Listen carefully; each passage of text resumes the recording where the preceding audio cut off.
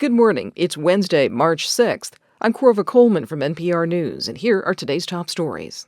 Republican presidential hopeful Nikki Haley will suspend her campaign for the White House today, according to sources familiar with the matter. Her campaign says she will give remarks later this morning in Charleston, South Carolina, where she's expected to withdraw. Haley won only one state in yesterday's Super Tuesday contests, and that was Vermont. NPR's Sarah McCammon has this look at Haley's campaign. Nikki Haley hung on through multiple losses to Donald Trump, arguing most voters did not want a rematch between Trump or President Biden in November.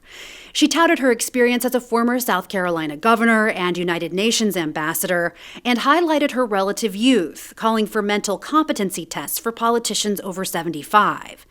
Heading into her home state's primary in late February, Haley pledged to continue fighting until the last person votes, but later said she meant until every South Carolinian had cast a ballot. Haley won a historic victory on March 3rd, becoming the first woman to win a Republican primary when she defeated Trump in the District of Columbia.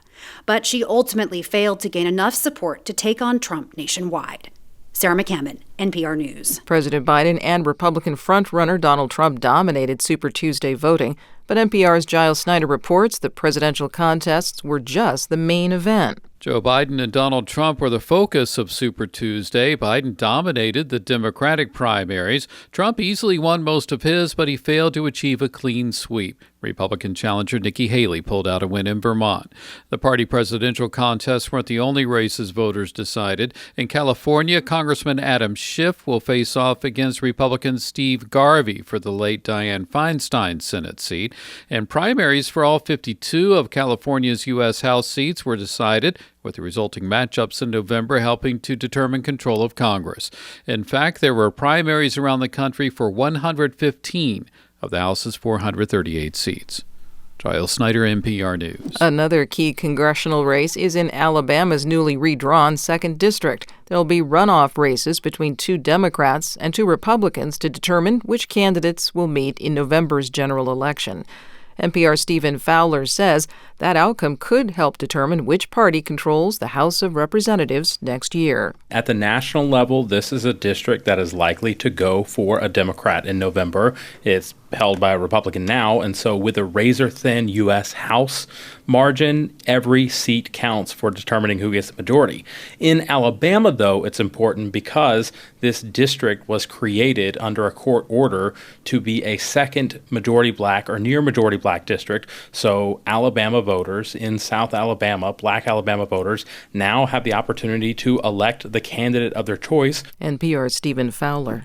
A Brazilian scientist turned singer-songwriter has won this year's Dance Your PhD contest. It's a competition where researchers are asked to explain their work through dance. Ari Daniel has more.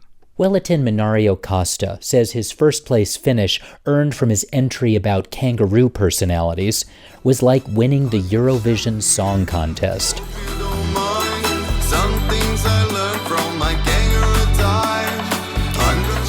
Costa's entry from his PhD at Australian National University opens with all kinds of dancers rocking out on an open landscape to illustrate that kangaroos have different personalities.